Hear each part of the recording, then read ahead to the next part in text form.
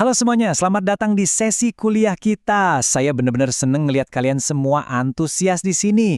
Oke, sebagai mahasiswa tahun pertama yang baru mau terjun ke dunia data science, kalian mungkin mikir kalau kerjaan kita cuma bikin model, nulis kode Python, dan nebak masa depan dari data kan? Tapi hari ini kita bakal ngelakuin sesuatu yang sedikit berbeda. Coba bayangkan diri kalian itu seorang dokter. Tapi pasien kalian bukan manusia, melainkan model data kalian sendiri. Nah, hari ini kita bakal belajar gimana caranya melakukan semacam medical check-up menyeluruh buat model regresi kita. Kita akan bongkar apa yang namanya asumsi regresi, kenapa ini sangat amat penting, dan gimana cara mendiagnosis kalau model kita ternyata lagi sakit. Siapkan catatan kalian karena kita akan langsung menyelami anatomi dari sebuah model yang sehat. Biar nggak nyasar, mari kita lihat silabus singkat kita hari ini.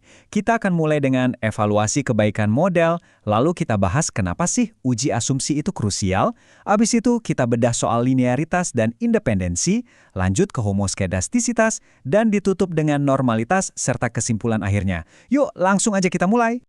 Oke, masuk ke bagian pertama, evaluasi kebaikan model regresi. Sebelum kita ngambil tes darah yang lebih dalam, kita harus tahu dulu seberapa pas sih model regresi kita dengan data yang kita punya. Nah, sebelum kepala kita pusing lihat rumus matematika, mari kita pahami konsepnya pakai visualisasi aja.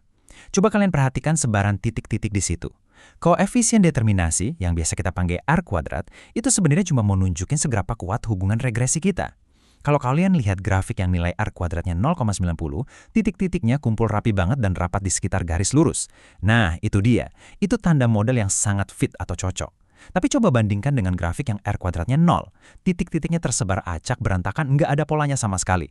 Artinya, garis regresi kita benar-benar gagal menjelaskan variasi datanya. Sebagai calon data scientist, insting dan mata kalian harus sudah terlatih untuk langsung melihat perbedaan kecocokan ini sejak pandangan pertama. Ini dia cetak biru tahapan dasar kalau kita mau bangun sebuah model statistik. Prosesnya itu selalu muter alias berulang.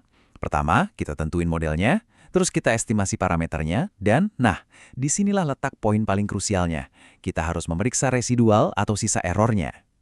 Langkah examine residuals inilah yang jadi bintang utama di perkuliahan kita hari ini. Kalau modelnya ternyata nggak cocok di tahap ini, prosesnya bakal balik lagi ke atas, dan kita terpaksa harus perbaiki spesifikasi model kita. Intinya, kita sama sekali nggak bisa main lompat langsung pakai model buat peramalan tanpa ngelewatin gerbang pemeriksaan residual ini. Jadi, ini bawa kita ke pertanyaan yang paling mendasar. Mengapa perlu uji asumsi? Kenapa sih kita nggak bisa berhenti aja abis selesai bikin persamaan regresi dan uji hipotesis? Buat apa repot-repot ngelakuin tes darah lebih lanjut? Jawabannya itu ada pada satu akronim emas di dunia statistika, BLUE. Ingat ya, ini bukan warna biru. BLUE ini singkatan dari Best Linear Unbiased Estimator. Model regresi yang kita buat baru bisa dibilang bagus kalau dia memenuhi kriteria ini. Best itu artinya terbaik. Maksudnya garis regresi kita ngasih variansi error yang paling kecil dibanding estimasi lainnya. Linear berarti parameter yang dihasilkan itu berpangkat 1 dan merupakan fungsi linear dari sampel kita. Terus unbiased atau tidak bias artinya nilai tebakan kita kalau di rata-rata itu tepat sasaran dan sama dengan nilai sebenarnya di populasi. Uji asumsi ini adalah satu-satunya jalan untuk membuktikan kalau model kita itu benar-benar BLUE. Kalau kalian sampai melanggar asumsi-asumsi ini, bisa-bisa kesimpulan dari uji hipotesis kalian sepenuhnya salah. Nah, ini dia 4 tanda vital kesehatan model kita yang wajib banget kalian periksa. Pertama, linearitas antara variabel X dan Y. Kedua, independensi error, maksudnya error itu nggak boleh saling berhubungan. Ketiga, variansi error yang konstan atau nama kerennya homoskedastisitas. Dan yang keempat, error harus berdistribusi normal. Coba kalian simpan 4 tersangka ini baik-baik di kepala kalian, karena di sisa jam kuliah ini kita bakal sibuk berburu pelanggaran di 4 area tersebut. Yuk, mari kita masuk ke ruang periksa dan mulai mendiagnosis 2 gejala pertama di daftar kita, mengecek linearitas dan memastikan independensi error. Asumsi yang paling mendasar itu adalah harus ada hubungan linier. Bayangin gini, kalau hubungan antara X dan Y sebenarnya melengkung ngebentuk kurva, tapi kalian malah maksa narik garis lurus di sana, hasilnya pasti bakal jelek banget. Ibaratnya kalian maksa pakai baju ukuran S, padahal badan kalian ukuran XL. Pasti sesak dan nggak pas kan? Terus solusinya apa? Sebagai seorang data scientist, kalian harus peka sama hal ini dan menyesuaikan modelnya. Misalnya kalian bisa tambahkan variabel X kuadrat ke dalam model. Ini bakal ngubah permainan dari yang tadinya regresi sederhana, jadi pakai teknik regresi berganda. Selanjutnya adalah independensi error. Sederhananya gini, error atau kesalahan tebakan kita hari ini itu nggak boleh dipengaruhi sama error kemarin. Pelanggaran aturan ini sering kita sebut autokorelasi, dan ini penyakit langganan di data yang punya urutan waktu atau time series.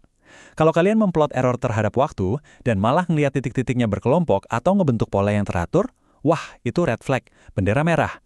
Model yang sehat harus bebas dari autokorelasi.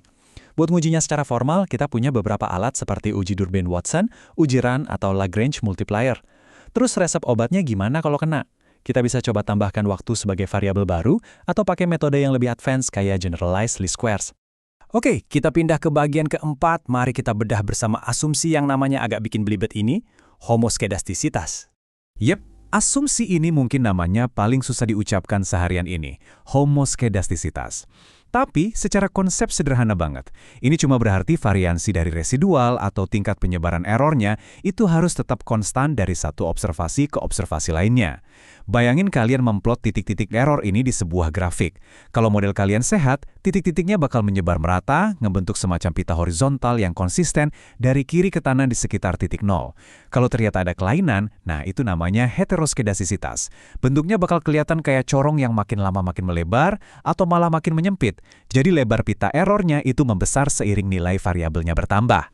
Kalau itu sampai terjadi, artinya model kita ini udah nggak konsisten lagi dalam menebak data pada level yang berbeda-beda. Sama persis kayak dokter yang punya banyak banget instrumen di lab, kita juga punya deretan uji statistik formal buat mendiagnosis masalah variansi ini. Di dalam toolkit data science kalian, pastikan kalian akrab sama yang namanya uji Gleitzer, di mana kita meregresikan nilai absolut residual terhadap variabel independennya. Terus ada juga uji Park, uji White, dan uji korelasi Spearman. Kalau dari tes ini ada indikasi pelanggaran, tenang aja, ada jalan keluarnya. Kita bisa lakukan transformasi data atau pakai metode analisis kayak weighted least square. Ingat ya, alat-alat uji ini diciptakan justru untuk menyelamatkan keandalan model kalian. Akhirnya, kita tiba di bagian terakhir dari pemeriksaan tanda-tanda vital kita, yaitu mengevaluasi normalitas. Di sini juga, kita akan menarik kesimpulan besar dari sesi kuliah hari ini. Coba deh kalian perhatikan histogram di situ. Bentuk kurva melengkung lembut yang menyerupai lonceng itu, atau bell shape, nah itu dia simetri cantik yang selalu kita cari-cari. Nilai rata-rata dan mediannya ada persis di tengah. Terus kalau di normal probability plot atau QQ plot, yang paling krusial buat diperhatikan adalah sebaran titik-titik birunya. Kalau data kita normal, titik-titik itu bakal patuh banget, berbaris rapi, ngikutin garis diagonal lurus. Walaupun sebenarnya, asumsi normalitas pada error ini kadang nggak mutlak-mutlak amat diwajibkan kalau ukuran sampel kita super besar, tapi kalau kita punya data yang normal, pengujian hipotesis kita, seperti uji F dan uji T, bakal jauh lebih valid dan sangat bisa dipercaya. Dan akhirnya, ini membawa kita pada satu pemikiran penutup yang pengen banget saya tanamkan di benak kalian. Kalau kalian berani mengabaikan langkah-langkah diagnostik tadi, kalau semua asumsi ini ternyata dilanggar, pertanyaannya, apakah model artificial intelligence atau machine learning yang kalian capek-capek buat itu masih bisa dipercaya di dunia nyata? Jawabannya jelas tidak. Melewatkan pemeriksaan kritis ini cuma bakal menghasilkan model yang bias, prediksi yang melenceng jauh, dan yang paling parah, kalian bisa bikin keputusan bisnis atau keputusan medis yang fatal salahnya di dunia nyata. Jadi, sebagai calon data scientist, tanggung jawab kalian itu bukan sekedar bikin model yang codingnya jalan, tapi bikin model yang jujur, akurat, dan bisa dipertanggungjawabkan kebenarannya lewat uji asumsi ini.